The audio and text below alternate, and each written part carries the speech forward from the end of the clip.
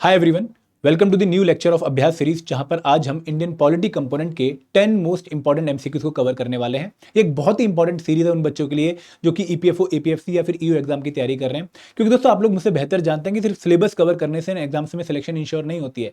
जब तक आप उस सिलेबस के ऊपर बहुत सारे क्वेश्चंस को प्रैक्टिस नहीं कर लेते हैं, रिविजन नहीं कर लेते हैं, जब तक आपकी सिलेक्शन नहीं होती है, तो ये लेक्चर्स आपकी हेल्प करेंगे एक क्वालिटी प्रैक्टिस में और रिविजन में। तो ये लेक्चर्स को पूरा एंड तक पक्का देखिएगा। लेकिन आगे बढ़ने से पहले मैं आप लोगों से रिक्वेस्ट करूंगा कि अगर आप लोग एपीएफसी और ईयू एग्जाम की तैयारी कर रहे हैं और एग्जाम की कंप्लीट इंफॉर्मेशन एक ही जगह पे चाहते हैं along with solve PYQs and decoded syllabus, तो आपके पास ये गाइड बुक पक्का होनी चाहिए। क्योंकि गाइड बुक आपके लिए बहुत इंपॉर्टेंट रिसोर्स है जो आपकी सारी इंफॉर्मेशन के लिए आपका सोर्स बन जाएगी। और दोस्तों इसको आप फ्री में डाउनलोड कर सकते हैं, लिंक इस वीडियो के डिस्क्रिप्शन में दिया गया है। तो सब शुरुआत करते हैं आज के हमारे क्वेश्चंस को। मैं 10 क्वेश्चन आप लोगों से पूछूंगा, लेकिन आगे बढ़ने से पहले मैं आपसे ये भी रिक्वेस्ट करूंगा कि प्लीज कॉपी पेन लेकर बैठिएगा। जो 10 क्वेश्चन मैं आपसे पूछूंगा, आपने इनके आंसर अपने एक पेज पर लिखते रहने हैं और अपना स्कोर कैलकुलेट करके मुझे बाद में कमेंट सेक्शन में बताना है। 10 क्वेश्चन मैं पूछूंगा, हर एक क्वेश्चन के अगर राइट आंसर आप देते हैं तो 2.5 मार्क्स कैलकुलेट कर लीजिएगा, और अगर रॉन्ग आंसर आप देते हैं तो 0.833 मार्क्स की पेनल्टी लगा दीजिएगा। तो मैक्सिमम मार्क्स कितने आज के टेस्ट के? 25। अब देखते हैं कि भाई किस बच्चे के ज्यादा स्कोर आते हैं। मैं अनाउंस भी करूंगा अगले लेक्चर में उसको। तो शुरुआत करते हैं। पहला क्वेश्चन क्या है कि which of the following article of the Indian constitution grants protection against arbitrary and excessive punishment to an accused person. मतलब कौन सा आर्टिकल हमारे कॉन्स्टिट्यूशन का ऐसा है जो कि एक एक्यूज्ड को आर्बिट्री एंड एक्सेसिव पनिशमेंट से प्रोटेक्शन ग्रांट करता है? Article 22 of Indian constitution, article 20 of Indian constitution, article 18 of Indian constitution, या फिर आर्टिकल 24 ऑफ इंडियन कॉन्स्टिट्यूशन। तो सो इस पर्टिकुलर क्वेश्चन का जो ऑप्शन आपने देखा तो आपको एक आइडिया तो लग गया होगा कि भाई ये जो आर्टिकल है कहीं ना कहीं फंडामेंटल राइट से बिलोंग कर रहा है। तो हमें बेसिकली वो राइट आइडेंटिफाई करना है जो कि एक अक्यूज्ड को आर्बिट्ररी एंड एक्सेसिव पनिशमेंट से प्रोटेक्शन ग्रांट करता है। तो आपके माइंड में अब सारे राइट्स चलने चाहिए। और दोस्तों क्योंकि इन्होंने काफी नैरो डाउन अप्रोच कर दी है, तो आपको बस 5-6 आर्टिकल्स के बीच में ही सोचना है कि यार ये आर्टिकल कौन सा था, वो आर्टिकल कौन सा था। तो देखो मैं हमेशा कहता हूं कि भाई अगर आपने पॉलिटी में 2-3 क्वेश्चन ठीक करने तो आपको आर्टिकल 12 से लेकर आर्टिकल 51 ए, आर्टिकल 12 से लेकर आर्टिकल 51 ए की अच्छी खासी नॉलेज होनी चाहिए। क्योंकि हर पेपर में जो भी यूपीएससी कंडक्ट करता है लगभग 2-3 क्वेश्चन आपको यहां से देखने को मिलेंगे, भले ही वो आईआर कंपोनेंट में हो, भले ही वो आपके पॉलिटी कंपोनेंट में हो। तो ये तो आपको रट लेने हैं, इनमें कोई भी आपने कमी नहीं छोड़नी है। अब इस क्वेश्चन को सॉल्व करते हैं। आई होप आपने राइट आंसर मार्क कर लिया होगा। कर लिया? चलो नहीं किया तो देखते हैं। देखिए आर्टिकल 22 क्या है। आर्टिकल 22 हमारा जो है वो पुनिटिव डिटेंशन या फिर प्रिवेंटिव डिटेंशन से रिलेट करता है, वो प्रोटेक्शन से रिलेट नहीं करता है for excessive and arbitrary punishment. तो ये हमारे आंसर का पार्ट नहीं बनेगा, इसको क्रॉस मार देते हैं। आर्टिकल 18 एक डिफरेंट लीग का आर्टिकल है जो कि राइट टू इक्वालिटी कैटेगरी से बिलोंग करता है, और ये आर्टिकल 18 है। ठीक है, तो ये हमारा जो क्या है अबॉलिशन ऑफ टाइटल वाला आर्टिकल है, राइट टू इक्वालिटी वाला। Abolition of title right to equality का पार्ट है, तो ये हमारे आंसर का पार्ट नहीं बनेगा।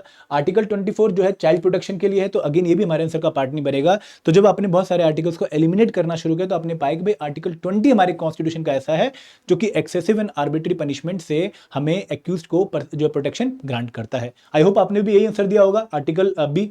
ठीक है, अगला क्वेश्चन देखते हैं।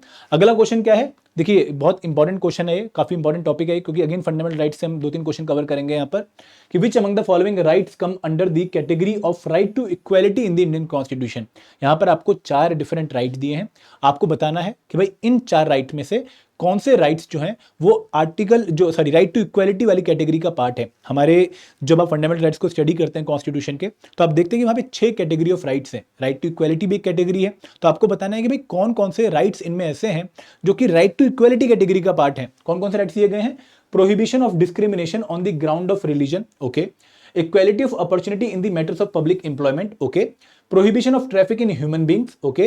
Right of minority to establish and administer educational institutions. अब आपको बताना है कि भाई इनमें से कौन से 4 राइट में से आर्टिकल जो है राइट टू इक्वालिटी का पार्ट है। 1 and 2, 2 and 3, 1 and 3 या 2 and 4। तो आपको इतना तो पता है कि भाई इनमें से कोई 2 ही राइट टू इक्वालिटी का पार्ट होंगे, क्योंकि आपको जो है किसी भी ऑप्शन में 3 या 1 या 4 राइट देखने को नहीं मिल रहे हैं। दोस्तों जब इस क्वेश्चन को आप सॉल्व करेंगे तो सबसे पहले आपके माइंड में क्या आना चाहिए, भाई राइट टू इक्वालिटी जो कैटेगरी है वहां पे कौन से राइट्स इंक्लूड होते हैं, कौन से आर्टिकल्स इंक्लूड होते हैं हमारे कॉन्स्टिट्यूशन के। तो जब आप इस पर्टिकुलर पॉइंट पे आएंगे तो आपको पता लगेगा कि भाई आर्टिकल 14 से लेकर आर्टिकल 18 हमारे कॉन्स्टिट्यूशन के ऐसे हैं जो कि राइट टू इक्वालिटी कैटेगरी का पार्ट हो जाते हैं। तो अब आपके लिए क्वेश्चन सॉल्व करना थोड़ा आसान हो गया। देखो हम बात करते हैं पहले provision of traffic in human beings. देखिए आपको पता है कि भाई एक कैटेगरी राइट अगेंस्ट एक्सप्लॉयटेशन भी है, जहां पर एक तो चाइल्ड लेबर की बात कर रखी है और दूसरी बात ट्रैफिक इन ह्यूमन बींग्स को जो है प्रोहिबिट कर रखा है। तो ये राइट अगेंस्ट एक्सप्लॉयटेशन वाली कैटेगरी का पार्ट है, तो ये हमारी राइट टू इक्वालिटी कैटेगरी का पार्ट नहीं है। सिमिलरली जो राइट ऑफ माइनॉरिटी है, जब भी माइनॉरिटी बढ़ाते हैं हम कहां पे जाते हैं? आर्टिकल 29, आर्टिकल 30 पे। कल्चरल एंड एजुकेशनल राइट्स पे, तो ये भी हमारी राइट टू इक्वालिटी वाला पार्ट में नहीं इंक्लूड होगा। तो हमारे 3 एंड 4 जहां जाए वहां उनको एलिमिनेट कर दो, तो ऑटोमेटिकली आप लोग आर्टिकल 1 एंड जो आंसर 1 है और 2 है ऑप्शन ए, उस पर आप पहुंच गए। ये है हमारा आर्टिकल 15 ऑफ इंडियन कॉन्स्टिट्यूशन और ये है हमारा आर्टिकल 16 ऑफ इंडियन कॉन्स्टिट्यूशन, जो कि राइट टू इक्वालिटी के 14 टू 18 वाली कैटेगरी का पार्ट है। तो हमारा राइट आंसर क्या बनेगा? Option A. दोस्तों आपने भी आंसर लगाया था, अगर लगाया तो चेहरे पे मुस्कान आनी चाहिए और अगले क्वेश्चन के लिए आपको रेडी हो जाना चाहिए। अगला क्वेश्चन क्या है कि which one of the following was not, देखो नॉट को ना हमेशा एक जो है बोल्ड पार्ट पे जो है पेंसिल से अंडरलाइन कर लो या फिर उसके ऊपर एक सर्कल मार लो, क्योंकि ये आपके माइंड में हमेशा जो है कूदना चाहिए क्वेश्चन सॉल्व करते टाइम, क्योंकि बहुत सारे क्वेश्चन हम ऐसे ही गलत करते हैं जहां पर हम नॉट करेक्ट को जो है ध्यान में नहीं रखते हैं। तो which one of the following was not part of the drafting committee of the Indian constitution. देखिए जब हमारा कॉन्स्टिट्यूशन बनाया गया तो सबसे इंपॉर्टेंट कमेटी जो कॉन्स्टिट्यूशन की बन के आई वो थी drafting committee of Indian constitution, जहां पर हमारे सर बी आर अम्बेडकर भी थे। ठीक है, अब यहां पर आपसे पूछा गया कि इनमें से कौन सा मेंबर नहीं था, तो अब क्या है, एन गोपालस्वामी अय्यर, अल्लादी कृष्णस्वामी अय्यर, एन माधव राव या सर बी एन राव। तो आपको इनमें से बताना कि भाई कौन सा मेंबर नहीं था ड्राफ्टिंग कमेटी का। ड्राफ्टिंग कमेटी में टोटल 7 मेंबर थे including sir B R Ambedkar. तो यहाँ पर जब आप इस क्वेश्चन को ध्यान से सॉल्व करेंगे तो आप एक इन्फॉर्मेशन जो आपको पता होगी उसको यूटिलाइज करेंगे। यहाँ पर वो इन्फॉर्मेशन क्या है कि भाई जो बी एन राव थे, B N Rao drafting committee के पार्ट नहीं थे, वो कॉन्स्टिट्यूशनल एडवाइजर थे। वो एक तरह से हमारे संविधान की पूरी रूपरेखा को जो है एडवाइस कर रहे थे, देख रहे थे, क्योंकि उनको बहुत सारे वर्ल्ड के अदर कॉन्स्टिट्यूशन की जानकारी थी, तो उनकी जानकारी यहाँ पे यूटिलाइज हो रही थी for making the Indian constitution, but as such वो ड्राफ्टिंग कमेटी का पार्ट नहीं थे। तो इस क्वेश्चन का राइट आंसर क्या बनेगा? Option D. आई होप आपने यही आंसर लगाया होगा। बहुत बढ़िया, आगे बढ़ते हैं। अगला क्वेश्चन क्या है? Arrange the following event in the correct chronological order of their occurrence. यहाँ पर आपको 4 इवेंट दिए गए हैं, आपको इनको अरेंज करना है इन दी ऑर्डर कि भाई कौन सा पहले हुआ कौन सा बाद में हुआ, उनके सीक्वेंस में आपने जो है बताना है। जो पहले हुआ वो सबसे पहले आना चाहिए, जो सबसे बाद में हुआ सबसे बाद में आना चाहिए। इवेंट क्या दिए हैं कि भाई नागालैंड को स्टेटहुड मिला, गोवा को पुर्तगीज से हमने एक्वायर कर लिया, अपॉइंटमेंट हुई जेसी शाह कमीशन की और हरियाणा स्टेट बना, फॉर्मेशन ऑफ हरियाणा स्टेट। कहीं ना कहीं जो भारत का पॉलिटिकल नक्शा तैयार हो रहा था ओवर द ईयर्स, उसके रिगार्डिंग क्वेश्चन पूछा गया है। और आपको एक बार आंख बंद करके वो डिफरेंट जो इवेंट्स हमारे पॉलिटिकल मैप को शेप अप कर रहे हैं उनको अपने दिमाग में फिराना है, तब आप इस क्वेश्चन के आंसर पे पहुंच पाएंगे। देखिए फॉर्मेशन ऑफ नागालैंड या फिर फॉर्मेशन ऑफ हरियाणा, ये इवेंट्स आप लोगों को पक्का पता नहीं, क्योंकि ये क्रोनोलॉजिकल ऑर्डर एग्जाम में पूछा जा रहा है, डिफरेंट तरीके से पूछा जा रहा है। तो जब मैं नागालैंड की बात करता हूं तो मैं यहाँ पे ईयर लिखता हूँ, उसके बाद में उसको अरेंज करूंगा। नागालैंड हम सब जानते हैं कि भाई इंडिया का 16वां स्टेट बना था 1963 में। ठीक है, असम से जो सिंसांग हिल वाला एरिया था, नागा हिल्स वाला एरिया था, उसको अलग करके एक अलग स्टेट बनाया गया नागालैंड। अगर मैं गोवा की बात करूं तो गोवा को तो 1961 में पुर्तगीज से पुलिस एक्शन के थ्रू जो है एक्वायर कर लिया था हमने। अगर मैं appointment of J C Shah commission की बात करूं, ये अब 2 ऑप्शन बहुत क्लोज हो गए हैं, J C Shah commission and formation of Haryana. तो आप लोग जानते हैं कि भाई शाह कमीशन को ही बनाया गया था हरियाणा की फॉर्मेशन से पहले, टू चेक कि भाई पंजाब के कौन कौन से एरियाज को हरियाणा में इंक्लूड करना चाहिए। तो ये बना था हमारा मई 1966 में। और हरियाणा स्टेट कब बना है आप सब जानते होंगे कि भाई हरियाणा स्टेट जो बना है वो 1 नवंबर 1966 को बना है। तो अब आप लोगों के लिए इसको अरेंज करना काफी आसान हो गया होगा कि भाई ये इवेंट सबसे पहले हुआ है, तो 2 हमारी लिस्ट में सबसे पहले आना चाहिए। तो ऑटोमेटिकली हमारा आंसर क्या बन गया? Option D. तो इस तरह के क्वेश्चन एग्जाम में आते हैं और ये फैक्चुअल क्वेश्चन है जहां पर आपको अगर डाटा पता है तो आप सॉल्व करने में कैपेबल रहेंगे। आगे बढ़ते हैं, 5th क्वेश्चन सॉल्व करते हैं कि which of the following statement is not correct. Again मैंने नॉट को अंडरलाइन कर लिया क्योंकि मेरे लिए इंपॉर्टेंट है। ऑप्शन ए क्या है? Constitution amendment bill can be introduced only in the Indian parliament not state legislature. तो हम हमेशा कहते हैं कि जो एक्सट्रीम स्टेटमेंट होती हैं उनको हमेशा ध्यान से गौर करके पढ़ना चाहिए एग्जाम में, क्योंकि ये कई बार गलत हो जाती हैं और इन्हीं पे आपके क्वेश्चन की जो पूरी रूपरेखा है वो तैयार हो रही होती है। तो यहाँ पर ये जो स्टेटमेंट है काफी एक्सट्रीम है पहली, कि भाई क्या कॉन्स्टिट्यूशन अमेंडमेंट बिल सिर्फ पार्लियामेंट में इंट्रोड्यूस होता है, वो स्टेट लेजिस्लेचर में इंट्रोड्यूस नहीं होता है। तो आपने ओनली को एक बार ध्यान में अपने डाल लिया।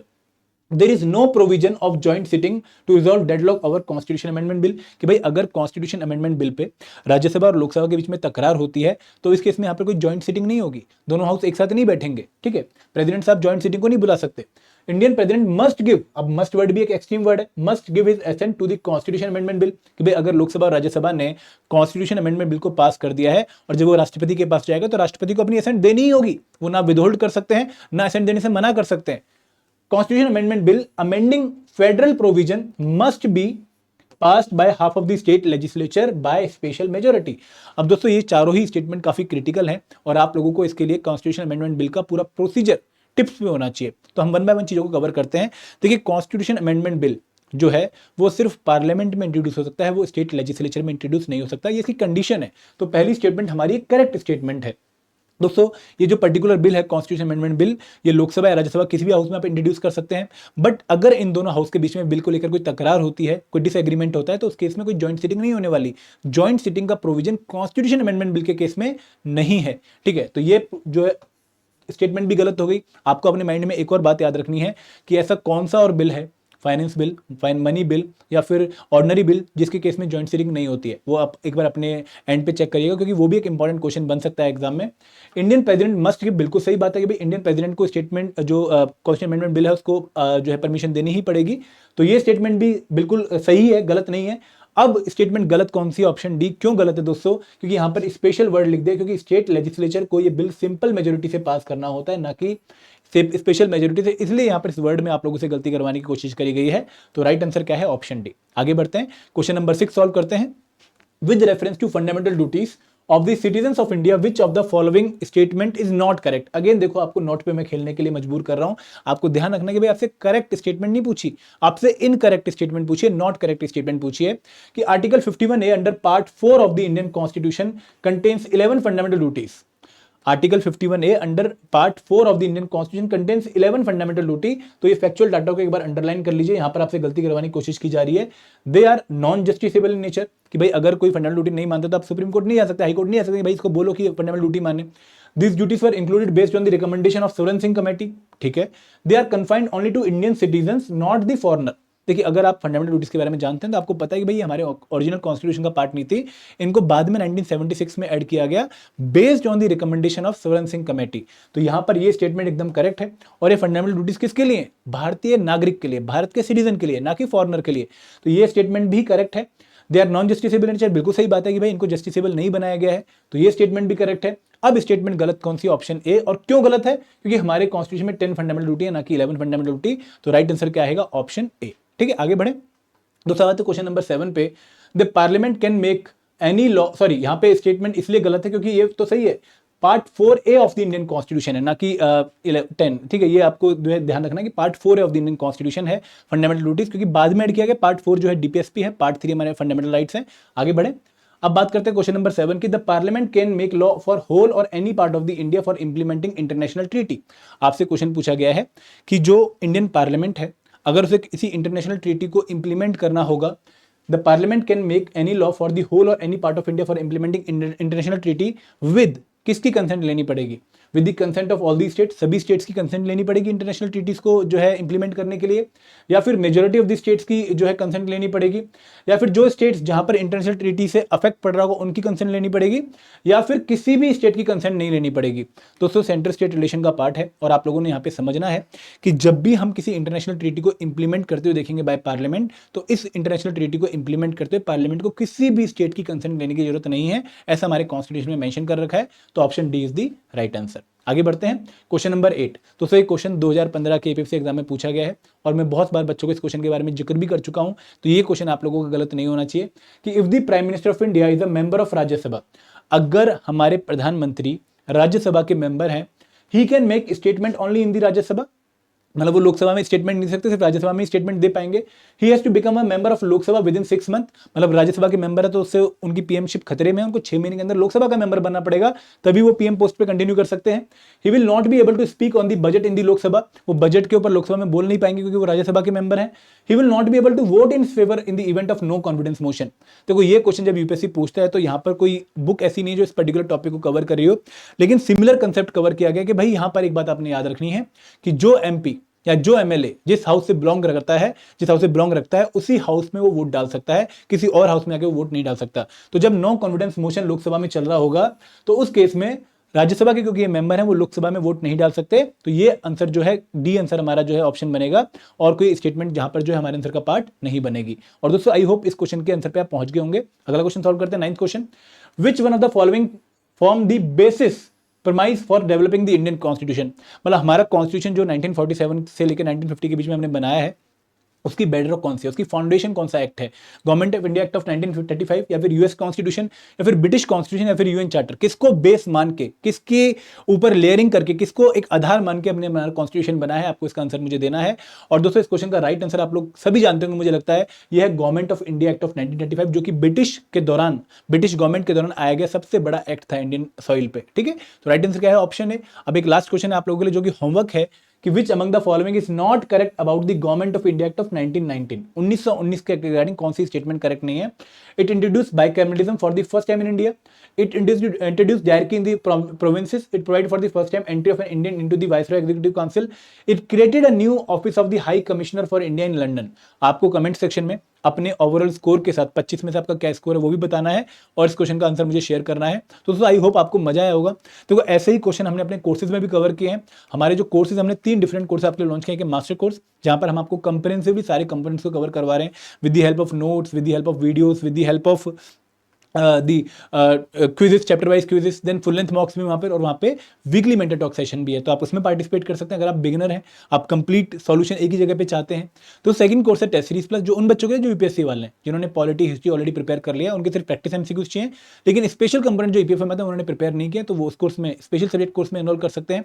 और थर्ड कोर्स है हमारा टेस्ट सीरीज, जो कि उन बच्चों के लिए जो ऑलरेडी प्रिपरेशन कर चुके हैं और सिर्फ रिविजन करना चाहते हैं, प्रैक्टिस करना चाहते हैं इस तरीके से, तो वो टेस्ट सीरीज वाले कोर्स में एनरोल कर सकते हैं। तो this was regarding this session. I hope आपको मजा आया होगा। प्लीज रिव्यू शेयर करिएगा। Thank you very much. जय हिंद, जय भारत।